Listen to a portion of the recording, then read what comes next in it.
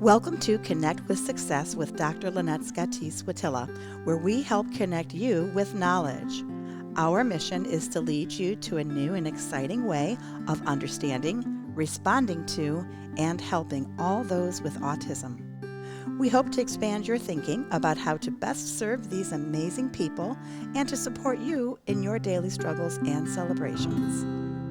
Welcome, everyone, to the 10th episode of Connect with Success, a podcast built around the success approach and the person who coined it, Dr. Lynette Scotese-Wojtila. Today's episode is very special because we're going to be presenting our second successful synthesis session.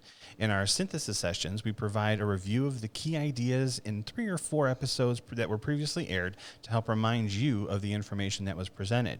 As we visit the information, we'll help you integrate or synthesize past concepts in something useful for you in your particular situation. So let's start revisiting. What are we going to be revisiting today, Dr. Lynette? Well, in our successful synthesis session 1, which was episode 105, we reminded our listeners of the terms transdisciplinary, which was episode 101, readiness, episode 102, sense-making, episode 103, and the sensory systems, which was 104. And those are all very helpful. We're always going to be building on the success approach. Theories and methods build on each other. So in today's second synthesis, we are going to revisit the ideas of information processing, social pragmatic theory, and developmental model. Great. So what would you say are some of the key points from episodes 106 through 108 that can help our listeners further synthesize that idea? Well, the first one from 106, which was information processing, I think our listeners will remember the term schema. And schema is really nothing more or nothing less than a mental representation for an idea or a set of events. And the way that most of us develop schema is through experience. We have the item and we're either looking at a feature of it or an attribute of it, and we're relying on our past to sort of build on what we know about it. And that's all happens very naturally and normally. But sometimes when we have special needs individuals, or especially children with autism, they have what the listeners will remember is a Gestalt learning style, which means that they kind of learn things in a whole sort of way. And they have a hard time generalizing. So what you might remember us really hitting hard is when we expose our kids to new ideas or new concepts, we have to make sure that we're giving them the opportunity to sort of generalize from the get-go. Otherwise, they think that, there's only one way to go to grandma's house, and it's 2 lefts, a right, and a left. And that sort of Gestalt memorization of an experience like getting to grandma's can stop them from being adaptive when there is a detour one day, and you have to take 2 lefts, a left, another left, a right, and a left. So we want to help our audience be reminded that this is neurological. This is how our brains are wired. If we can learn in a sequential way, then we have a good outcome for schemas, and we can access information that's been memorized, and we can recall and use it. Kids that have a Gestalt learning style don't always have that ability to generalize, and so they're going to recall information by associations that we don't even think of, like how many lefts and how many rights there is to grandma's house. We don't retain that, those of us who are sequential learners. So that's just an important difference to remember. And if our memory serves correctly, then we moved into the social pragmatic theory, where we talked a little bit about reciprocity. Yes, we did. And a lot of people don't understand that reciprocity is nothing more than a ping and a pong to a relationship or to an interaction. And one of the things that we always want to try to remember is that communication, first of all, has a lot of different purposes, or it serves a lot of different functions. Sometimes we're requesting, sometimes we're protesting, we're commenting, greeting, sharing ideas, expressing ourselves. And so we all have these preconceived notions of what our interaction is going to be about or how it's going to go. And we have to remember that individuals with autism don't always have that same perspective for what communication is all about. And so we first have to make sure that we understand what are they looking at, where is their attention. And if we can join them in their attention, we're going to be able to interact much better. And that's kind of foreign for most people. So we have to remind our listeners, and we will as we go on, of little examples of that. And then we moved into developmental theory, right? We did. And one of the things that we really emphasize in developmental model is the importance of play. Play is the child's work. And through play, all sorts of things happen. Motor skills develop. Cognitive ideas are understood and grasped and processed. And socialization, and understanding how one thing impacts the other and how the environment influences us. All these things are sort of learned through play. And that's important to know because sometimes we don't engage our kids in play. We're too busy working on toileting or trying to get them to talk or trying to get them to listen or socialize. But if we can play with them in a way that meets their needs at their level, always going from their perspective, we can expand new concepts through that play. All right, welcome back to Connect with Success. We're going to head into the meat and potatoes of this episode. In this particular synthesis session, we're going to do something a little different. We're going to take a look at the last three models and theories that we've looked at in our episodes, and Dr. Lynette's going to try and give us how it can kind of be woven into one good example.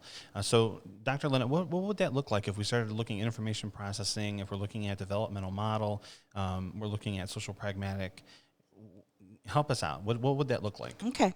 So what we do here at ITC, as many people know, first of all, we're a teaching facility in addition to being a training facility and a treatment center and all that stuff. And we therefore have a lot of students that we've entertained over the years, hundreds and hundreds of students at the college level. And right now we have two amazing students from Gannon University, which is in Erie, and they're the master's level OT program. And so as their supervisor, their fieldwork supervisor, I'm in the trenches and I'm explaining things to them. So a good example of how some of these theories work together came to us as we were working with a little 3-year-old, actually I think he's going on 4, who needs help playing. He's very high energy.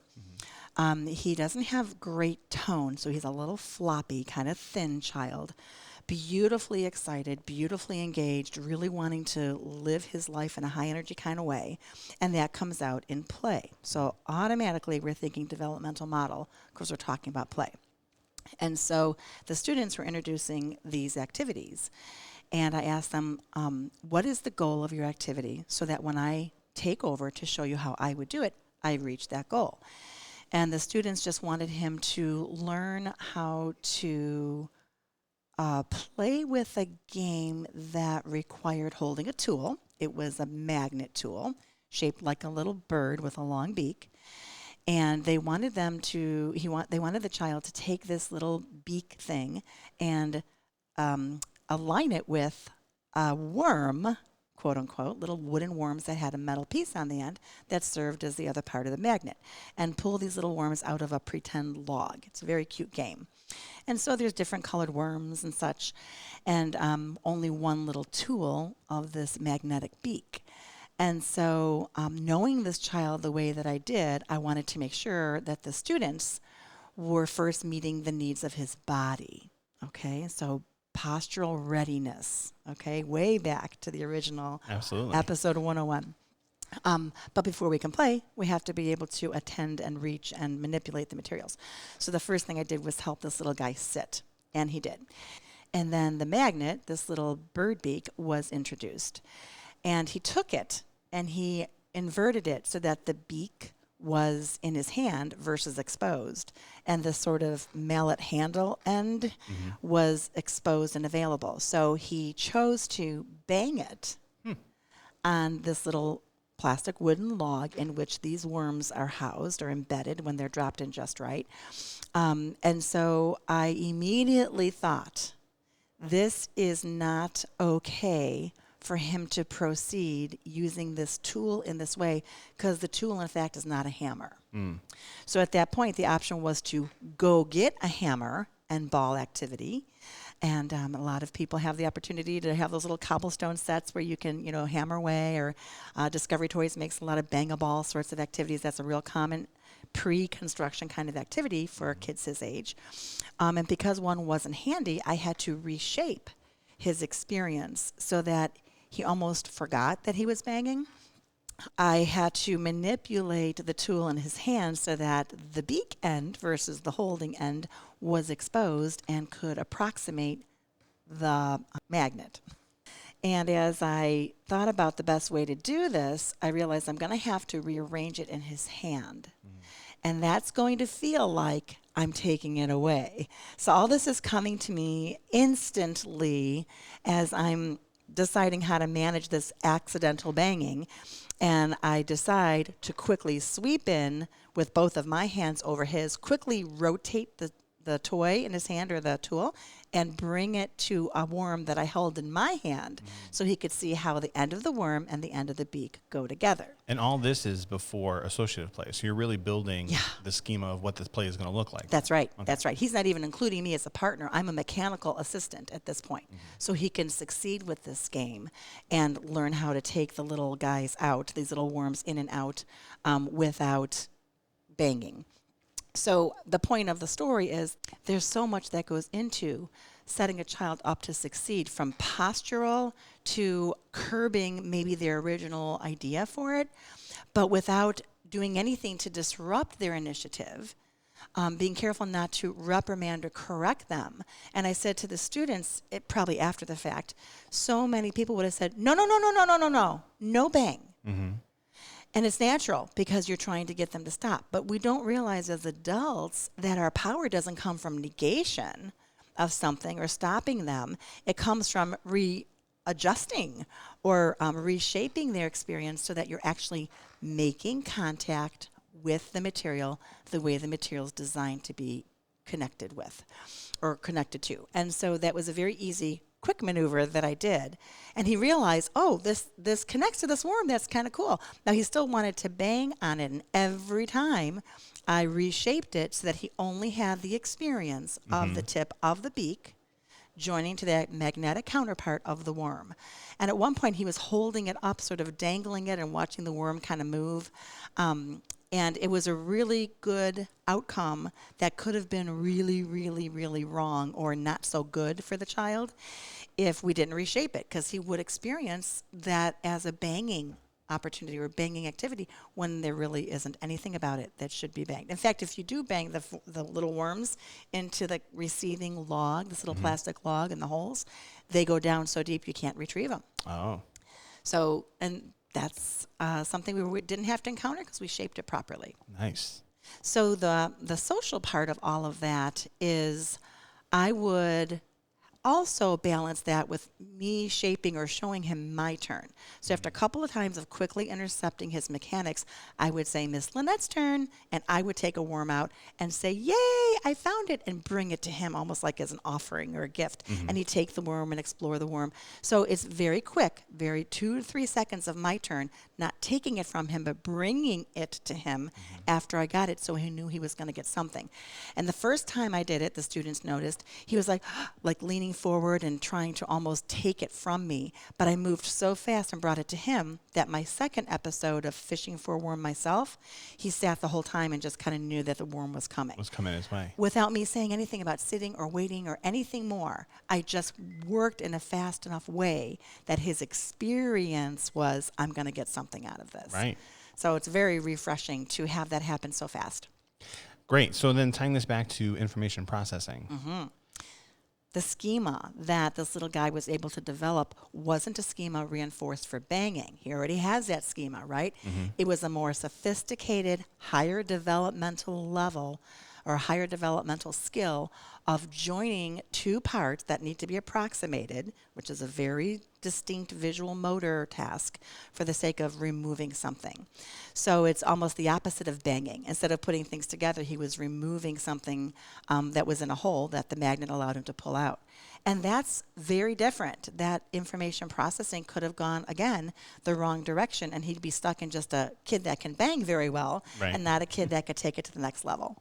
Right. And so, I mean, it really does tie in all of these various models and theories that is all part of the success approach. I mean, you even took it right back to square one when we talked about observing the readiness to learn. Yep.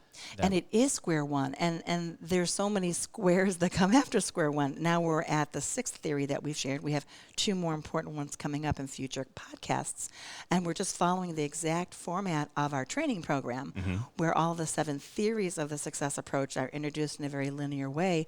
But many of our learners learners, our parents and our professionals that enroll in our class say that it's so sequential. They learn best by doing sort of the basics first. So in Developmental Model, we talk about having a solid foundation on which to build the house. Right. And that's what they've experienced as learners in the class, that the foundation is solid because you're talking about neurology.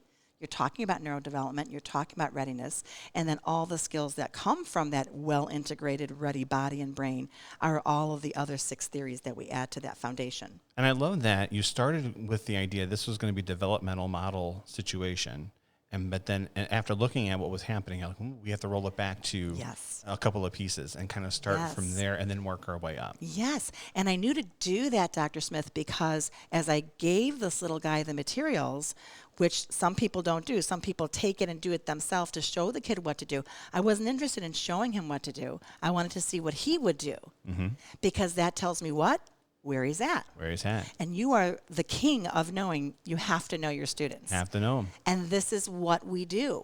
These are our students. These are our patients. These are our kids, our students. And so by giving him the tools, literally, I was able to see what tools he needed from me to build the next level up. And he did right before our very eyes. And, one of the students in her very honest reflection was just shaking her head after with this big grin. And she said, Dr. Scotese-Wojtila, how did you know exactly what he was going to do? It's so cool that you predicted every single thing he was going to do. And, I take that for granted because I've done it, and a lot of veterans out there can relate to what I'm talking about, teachers, therapists, whatever intervention models you follow as a professional. You kind of get used to, I guess I do that pretty second nature, don't I? But in the success approach, you don't have to be a professional to be able to do that well or to be able to do it second nature, because everything is about the child's perspective. And so if you're in their perspective and you know what you want them to do or develop or learn in your activity, then you almost foresee how to get them there. And so of course you're predicting because you're forecasting, you're eliciting, like the success approach acronym says, eliciting that supported sense making, eliciting their conceptualization. And that's why we say we're always a couple steps ahead of the kid, because we have to be for them to land where we want them to land and get that nugget of knowledge. And individualized. So it's authentic to that, it's true to that person because it is meeting them where they're at, which is what the success approach is all about. We say that a lot in education in terms of differentiation, and we look at it in this grand scope of how can we possibly differentiate for 30 kids in the room. But it just takes a lot of planning, a lot of strategic planning as the success approach brings to it. Individualization is where it's at.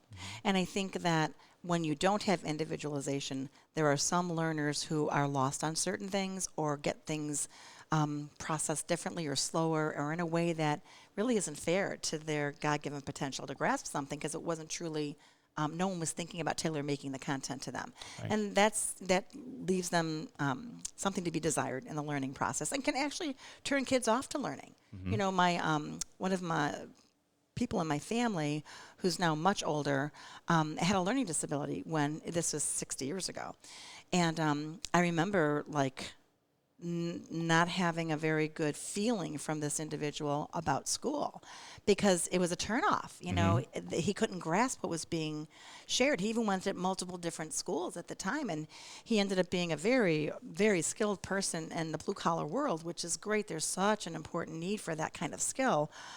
But it was because he could and would learn through hands-on. And that kind of work tends to lend itself to those kind of learners, and that's where he ended up. And that's where he should have ended up. But without the drama and the tears and the frustration, that could have been a lot easier for him to land there. If they would have recognized that he learned relatability as opposed to just facts and figures, because it's too abstract for those for some individuals. That's why I love at the high school level, and you're so in the trenches of knowing this kind of access for kids.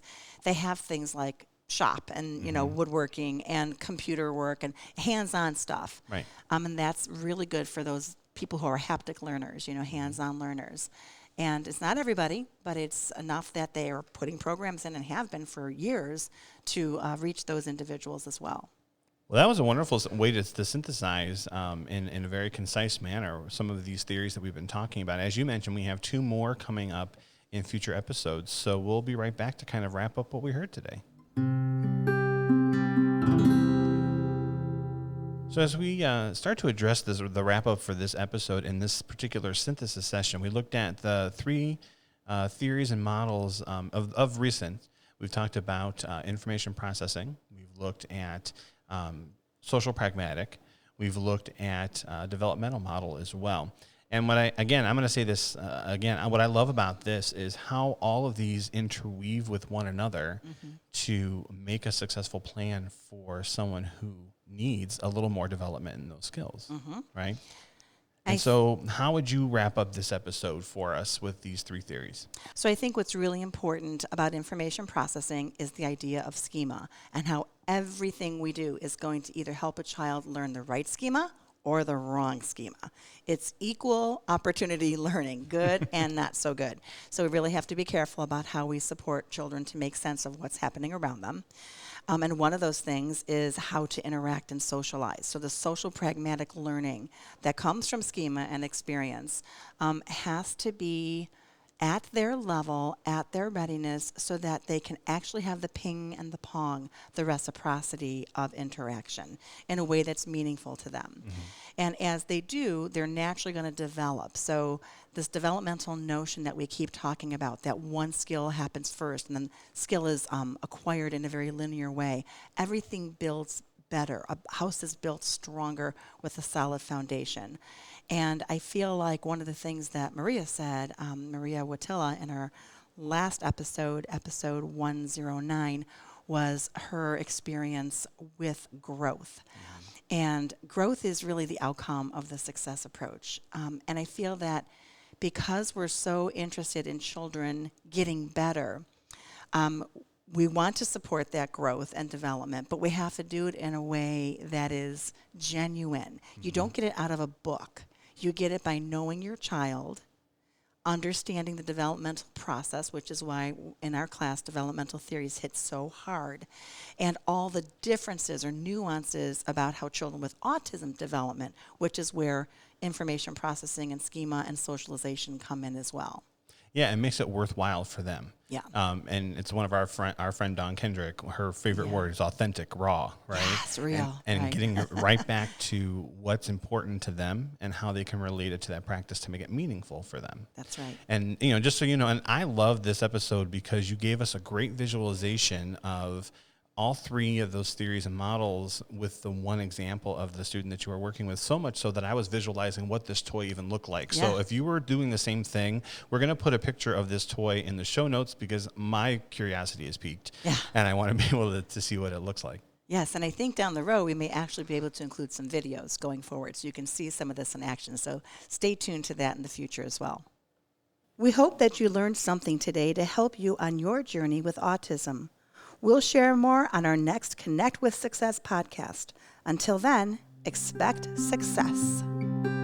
The Success Approach is a registered service mark protected under intellectual property law. Unless otherwise specified, all music, audiovisual, and proprietary content shared in this podcast is property of Autism Productions, LLC, and its sister agency, Integrations Treatment Center. The use of this content is unlawful without the expressed written consent of aforementioned agency. For more information about the Success Approach, please go to our website at www.thesuccessapproach.org. Welcome to Connect with Success with Dr. Lynette Scotese-Wojtila, where we help connect you with knowledge. Our mission is to lead you to a new and exciting way of understanding, responding to, and helping all those with autism. We hope to expand your thinking about how to best serve these amazing people and to support you in your daily struggles and celebrations. Welcome, everyone, to the 11th episode of Connect with Success, a podcast built around the success approach and the person who coined it, Dr. Lynette Scotese-Wojtila. Today, we have a great episode for you. We're going to be talking about the model of human occupation, or what they call MOHO. And Dr. Lynette, what is our term for this episode? So the term for today is occupation. And what is occupation? Well, occupation in most people's mind is associated with a job for which somebody gets paid, right? But it is so much more than that, as we're going to learn today, when looking at occupation through the eyes of occupational therapy. So, in a nutshell, occupation has to do with the roles that people live up to, live out, or have on a daily basis that sort of occupy them each and every moment of each and every day. And many of those roles we don't really consider to be occupations. And as we talk more, we'll start to define some of those roles and see which really are traditionally occupations that you kind of get paid to do and which ones aren't.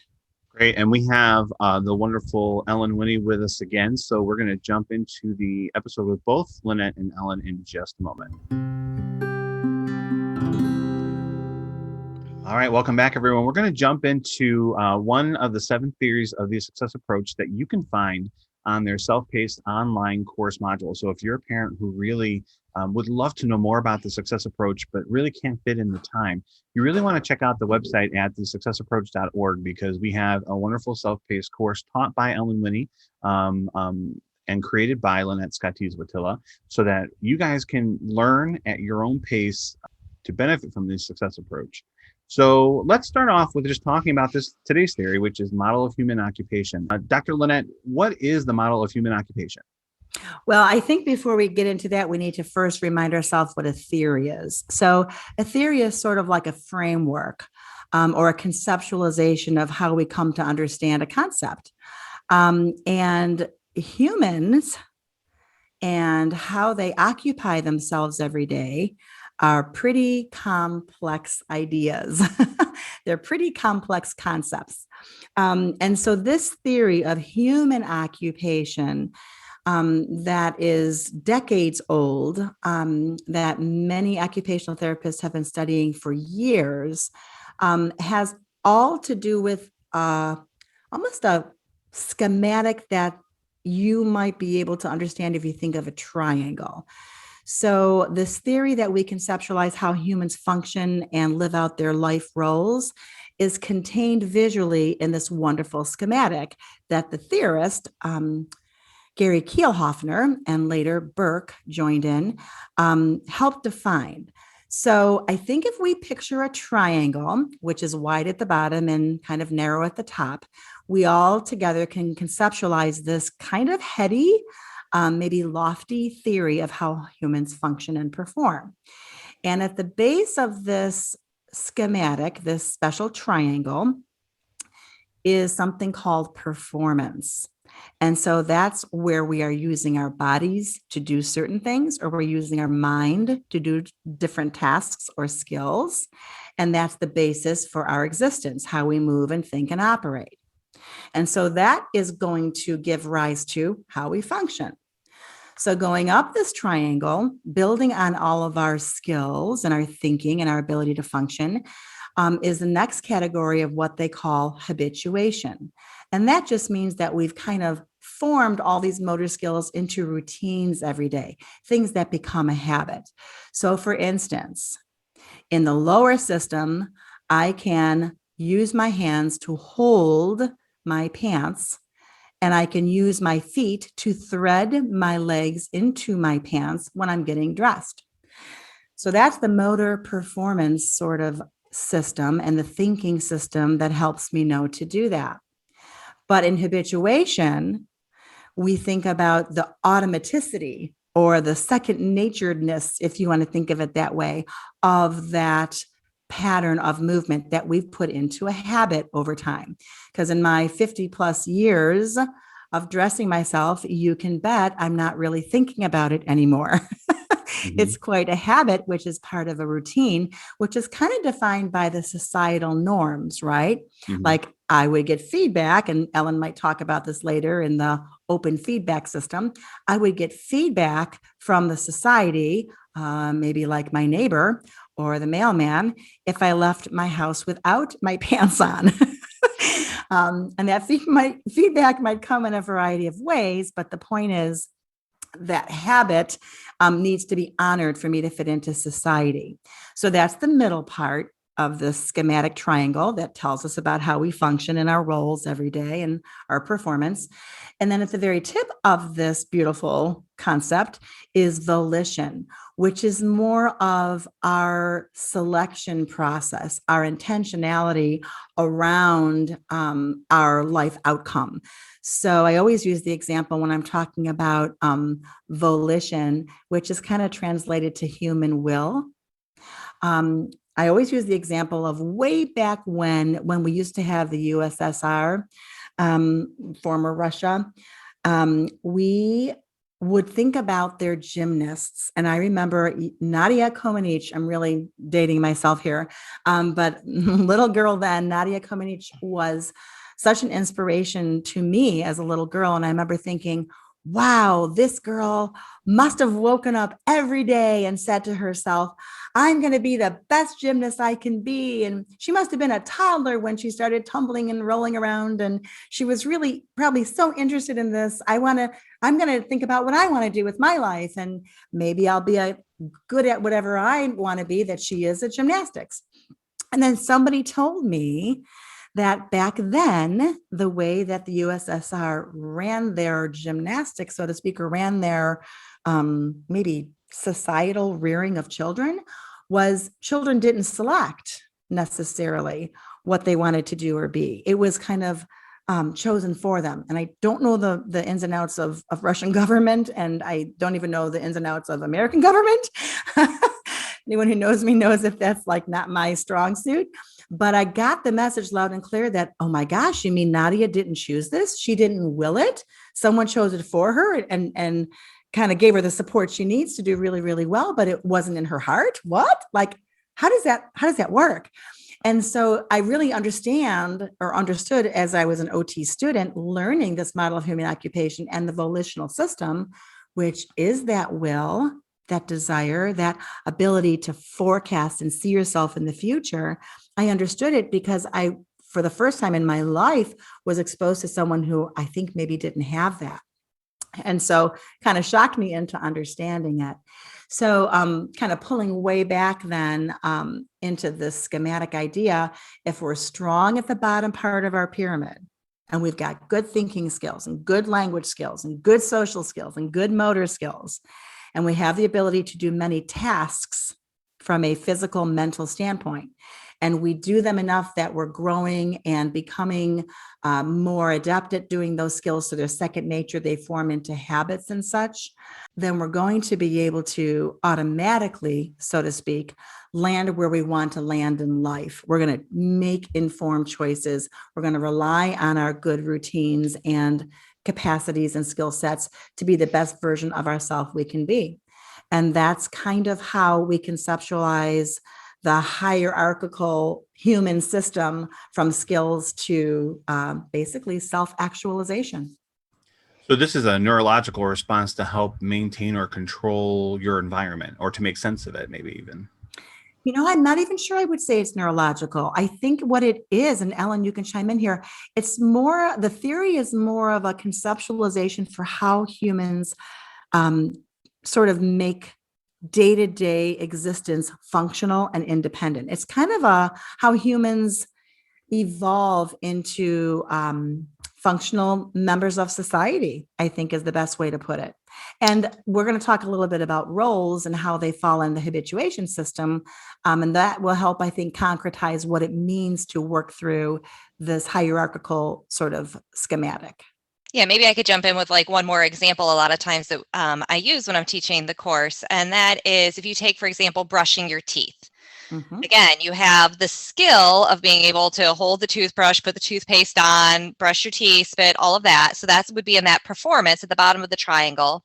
And then in the middle, under that habituation, is you get into the habit of doing that, hopefully twice a day if you have good dental hygiene, and you evolve over time. That is not mommy telling you twice a day that you have to brush your teeth, but you start to get in that habit of your own as you grow and mature. And then that volition, a lot of times what we think about in that volition, top of the triangle, is what we value.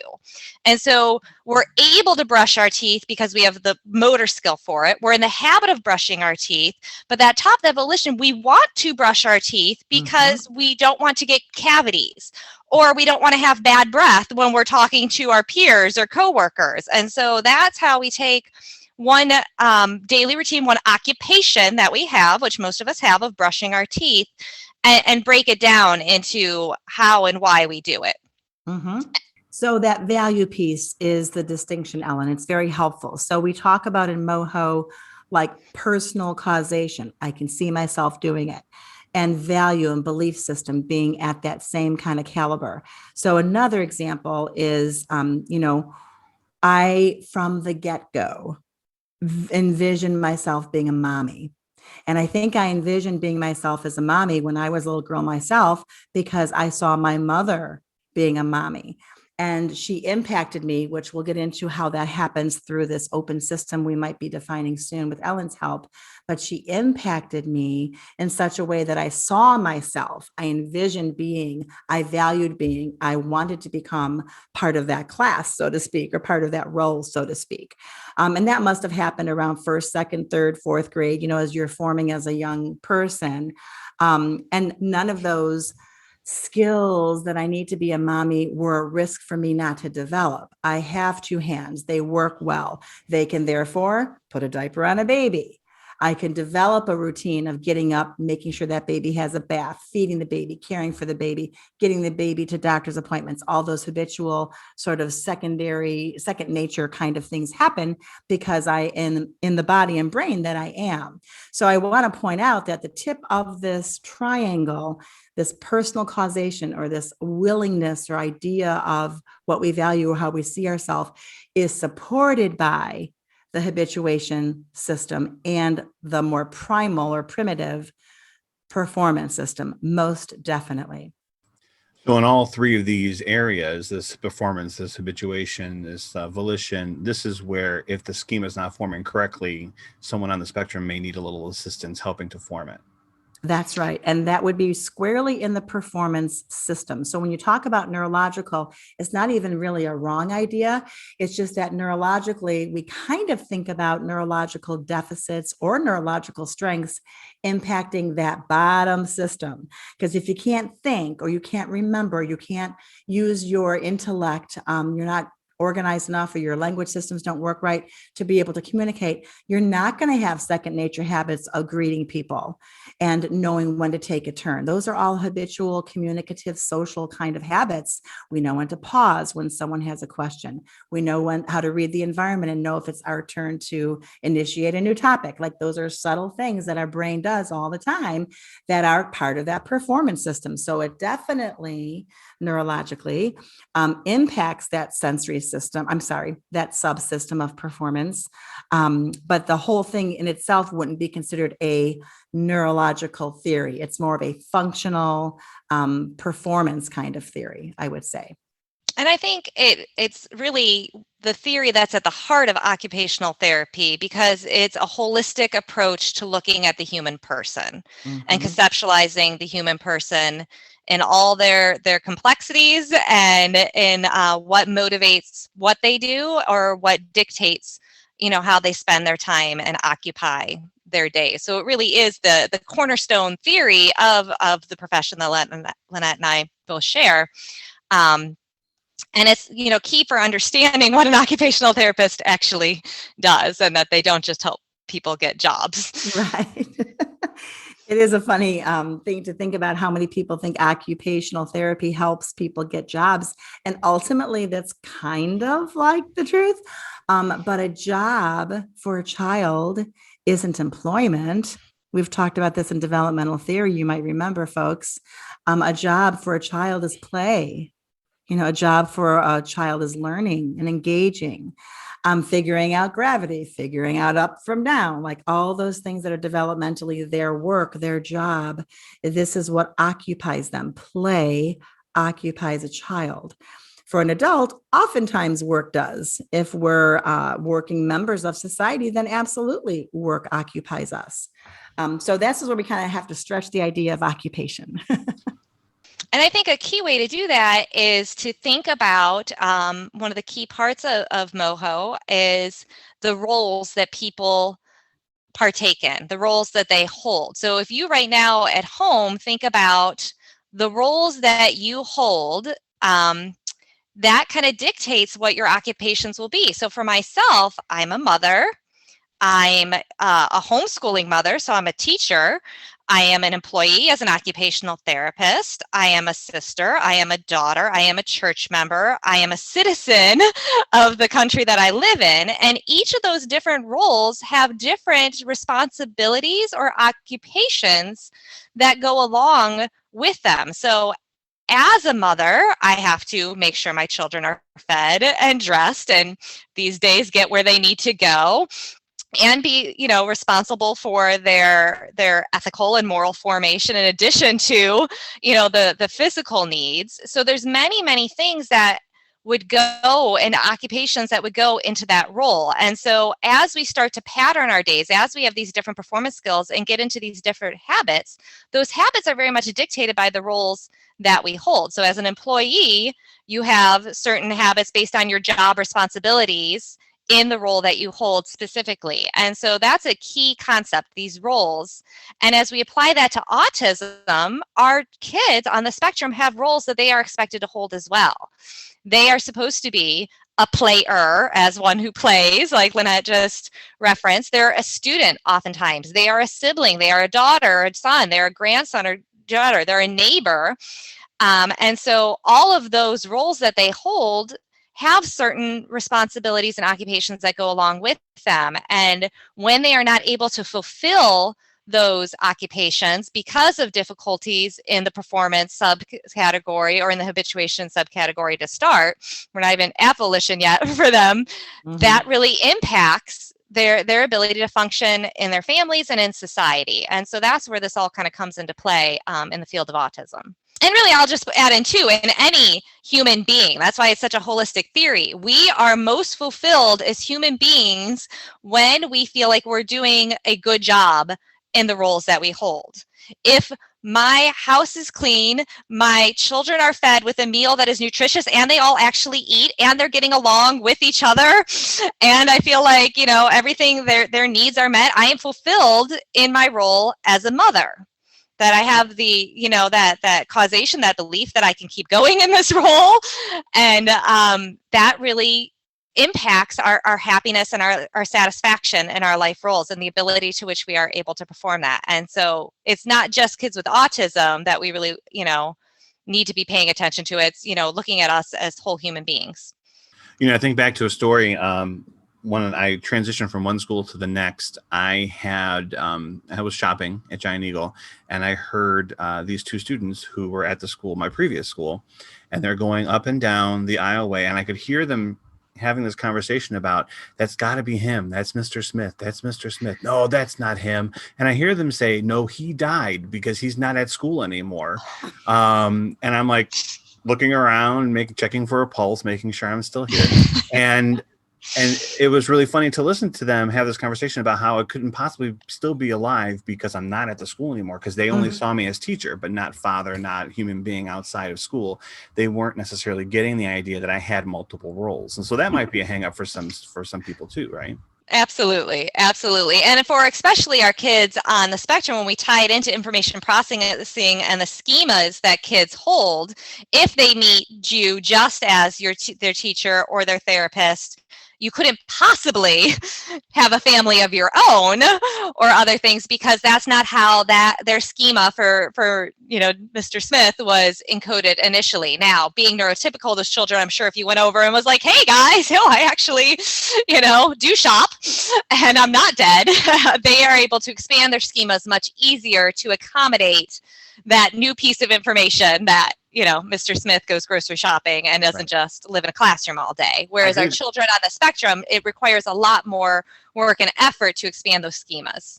I did go around the corner, and when I saw that, I did meet up with them around the corner in the next aisle, and I said, no, it is me. I'm very much alive. And you should have heard, I told you that was him. It was a lot of fun. But yeah, no, I mean, just to take it back to the episode, that can be hard for some children to rationalize the multiple roles that some people play. I was just going to say, that's kind of, we see here the beauty of the interplay and the success approach on how all of these theories meld together. Like, to understand MOHO, we have to understand information processing and how that can impact things. In order to understand how the performance subsystem, we have to understand developmental model and the skills that are prerequisites for building and developing as a human being, that if they can't fully develop that performance subsystem, we're not going to be able to get up to the habituation subsystem and have meaningful life roles. And so there's this beautiful interplay of all the theories that comprise the success approach that really help us to inform and understand individuals as whole people. I think too, one of the things that I'm always compelled to talk about when I lecture on MOHO or teach the class for this lecture is this. Society has a heavy weigh-in on habituation.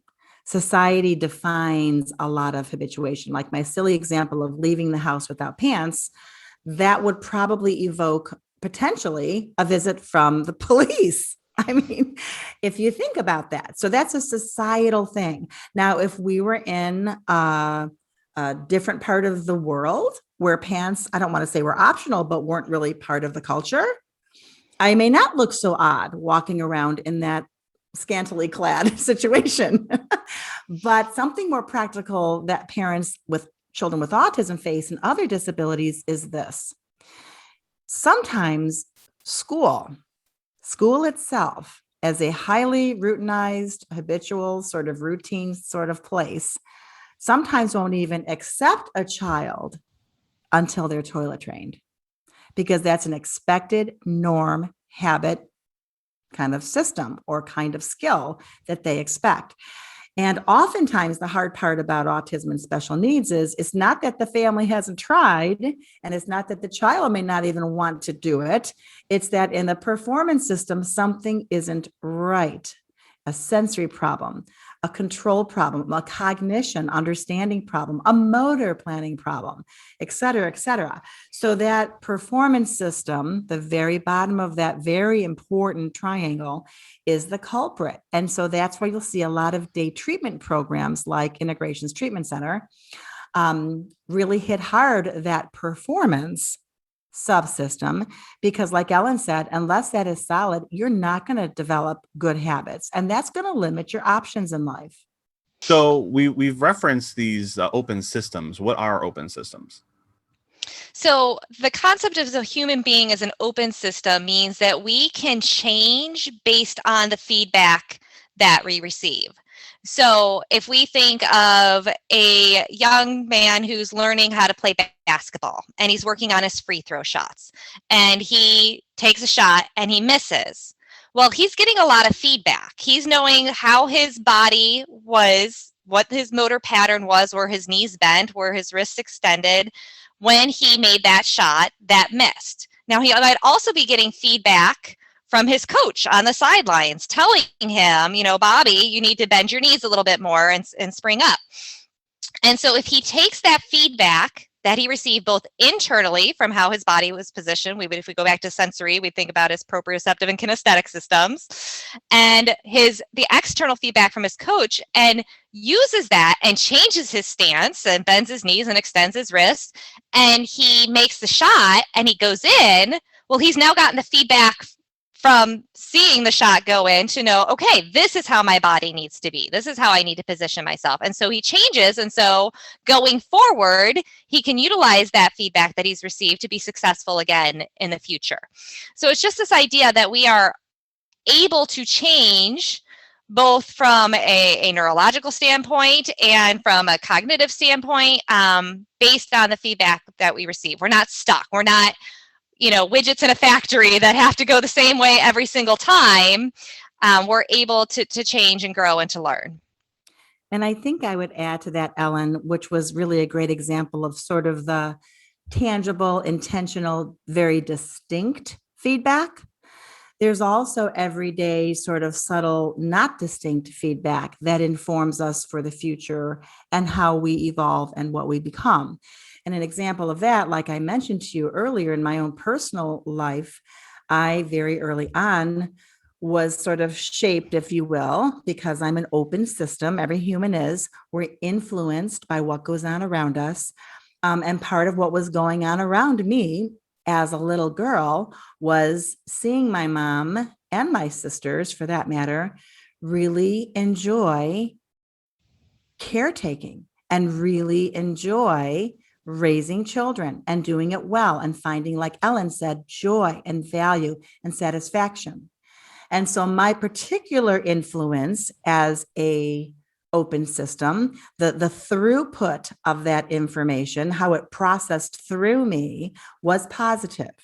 And that influenced me to want to seek that, to emulate that, to become that, to envision with personal causation or personal will, something to strive for by becoming a mother.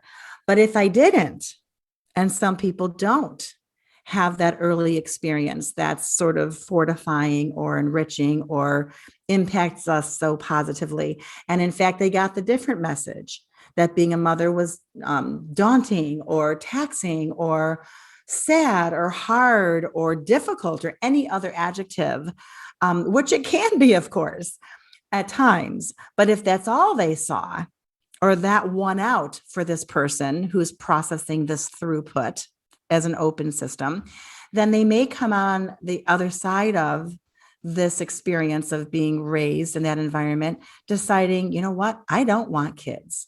I've seen nothing but whatever, heartache, stress, whatever. And actually, very plainly, Temple Grandin talks about marriage. And I very distinctly remember her response when asked, would you ever consider being married? And I think, without misquoting her, the idea of what she said was, actually, I've chosen to be celibate. Relationships are confusing to me. And in addition to that, I've never seen a successful marriage that I can replicate or would be able to replicate. So that is an example in her own influenced sort of way as an open system. She was influenced to kind of maybe not necessarily seek that. And she talks about there's other reasons why that have to do with the performance subsystem, like not really being good at intimacy. That is a performance sort of subsystem. And so this is a great example of somebody with autism, an amazing human being with autism that has plenty of skill in the performance subsystem that I personally will never have. She doesn't necessarily have those skills or interest. It never developed into an interest or a desire, and it changed her vision for her future from a marriage versus non-marriage standpoint.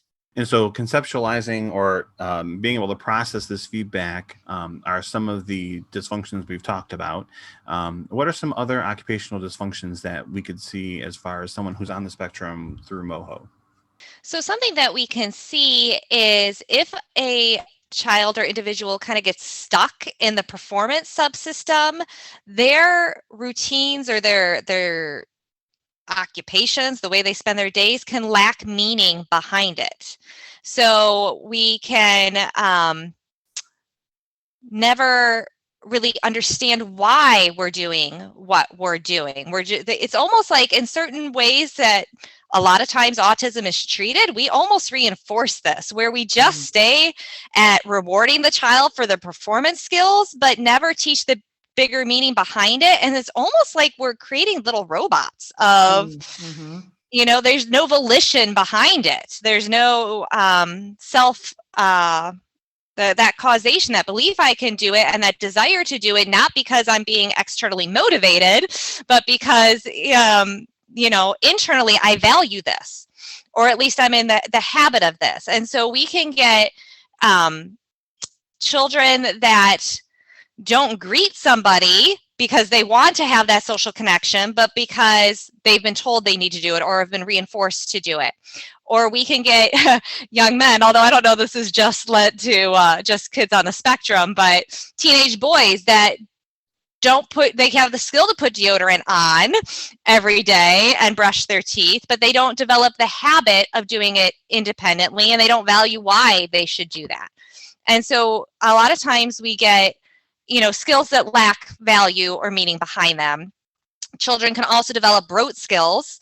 We've talked about that, I believe. Did we talk about that a little bit in information processing? I'm trying to remember if that came up. So, for example, the example we probably used then was the idea that a child can do multiplication facts. They can say their multiplication facts, they can recite them, but they don't have the meaning behind it. And so they're never going to have the application of what that means if you're doing a recipe and need to double it, if you just have rote memorization. And so kids can develop, or adults can develop, these rote splinter skills that lack meaning and function behind them. So they're never organized into a pattern that then becomes part of the role that they assume and that they find meaningful. And Ellen, one important thing that you made me think about as you were talking about sort of these rote skills and working on things that are skills but not necessarily valued, I think the word generalization is really, Yes. really important. And MOHO, this model of how we occupy ourselves as human, how we function as humans, it absolutely has to do with the combination of motor skills and cognitive skills. And whenever you're working on one versus the other, you're not, and there's not a way to help both at the same time as fully as both might need to be helped. You're going to get sort of a splinter skill. I think, too, the other key thing when we're talking about individuals on the spectrum is that idea of beginning with the end in mind. Like, what roles do we foresee this individual needing to fulfill, and having that end goal? As far as we know, we don't necessarily have to have our kindergartners, college graduation planned, but we do want to know, like, what are the roles that they're going to assume, or they assume right now as a sibling, as a family member, and then what are the skills that they're going to need to do that. That informs things like, or should inform things like IEPs and school plans and all of that, of how is this individual going to be a functional member of society, not just academically, but if the child is a sibling and therefore as part of a family members all pitch in and do chores. And if the child who has a disability never has to do a chore, that is going to cause friction in sibling relationships, in addition to the other things like teaching responsibility and all of that. And so we need to build in things like teaching them a simple, like maybe putting all the plastic, plates away out of the dishwasher, or things like that, that show that they have a role as a family member, which has such repercussions of not only, like I said, teaching responsibility, but family harmony and building those relationships. And so really looking and saying, what are the roles that this child fulfills now, and where are they going, and teaching those skills, and then getting those skills into habits. And then as the child gets older, looking at interest surveys and values, and what are they good at? Are they phenomenal at building with Legos, and they can come up from their own mind these amazing designs? Well, then how can we funnel that into a life skill that can turn into a career someday, and not treating them as just another cog in the system and everybody being funneled. It really goes into the individualization of treatment, and looking at, where are the skills and their where are their interests lying, and help form that even from a young age to a measurable life outcome. And I think that what you've both said beautifully is that the environment in which, and the purposeful situation in which you're teaching in the moment, is what makes the success approach, and why everyone really should join in, take these classes, so that you can see how everything interweaves into one another. I was thinking about chores, and we're working with Finn right now on the dishes, and he has no problems putting the dishes away when it's coming out of the dishwasher, but he struggles with wanting to put the dishes into the dishwasher. And so we had to have a whole conversation in that moment about what's the barrier, like what is it that you don't like about putting the dishes in the dishwasher, and that of course went to a whole conversation about making dishes, right? If you're gonna make the dishes, you got to help with the dishes. But finding that it was just the fact that some of the dishes still had stuff on them. So we had to get him gloves so that he can get past that barrier. It's having that conversation in the moment and working it through as a team. Right. And looking at, okay, right there, I mean, if you can't do it because of the feel, that's a sensory issue that goes under that performance area. And so we help overcome that and teach that skill and come over, whatever we need to do that. And then we get in the habit, because now, Finn, every Tuesday, it's your job to do that in this family.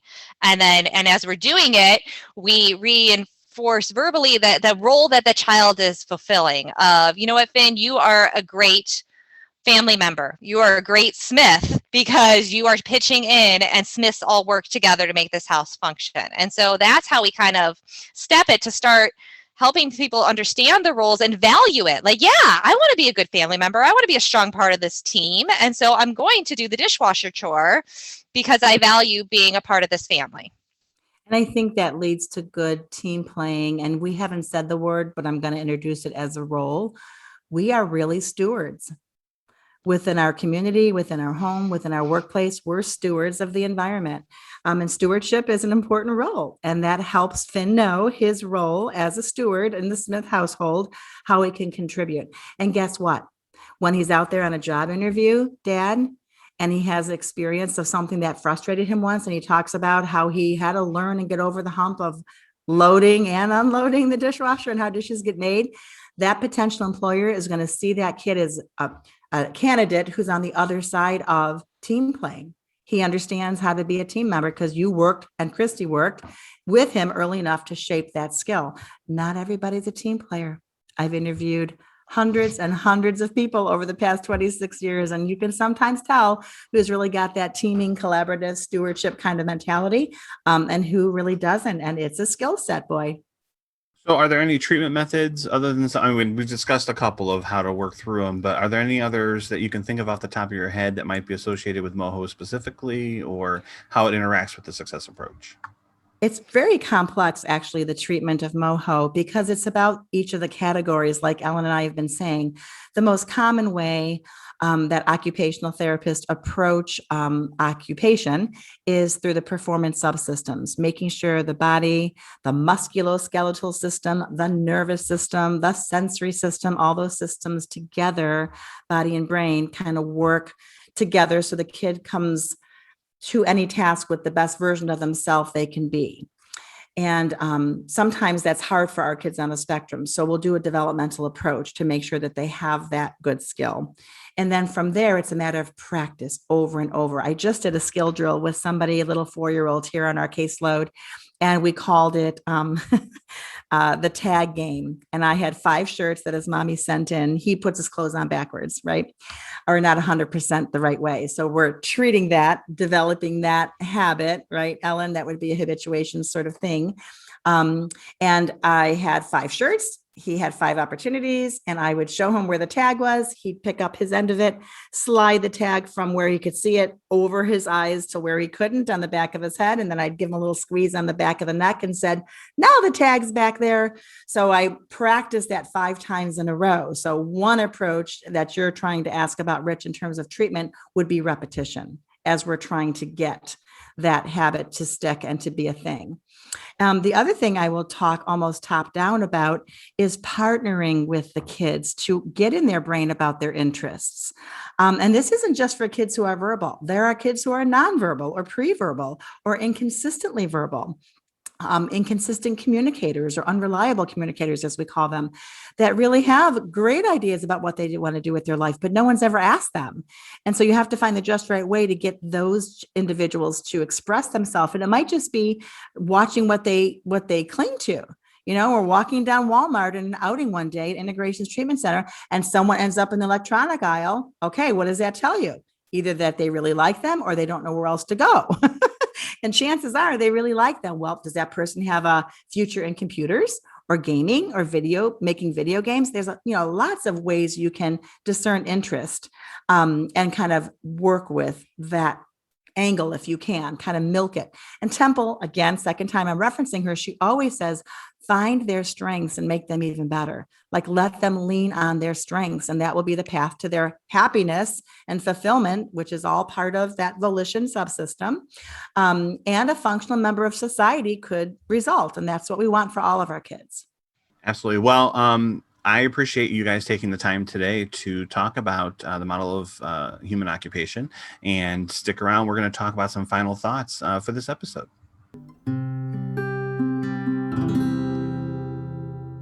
So today's challenge for everyone listening, whether you're a professional or a parent or a caretaker of someone on the spectrum, ask yourself this: what role do I really want to nurture in this individual?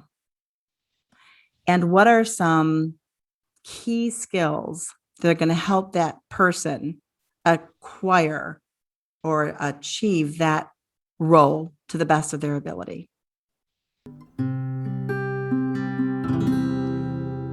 As we wrap up this episode, a couple of things that have just kind of stuck out to me that I've heard is, first one is the term investment. I'm going to throw my own term in there and say investment.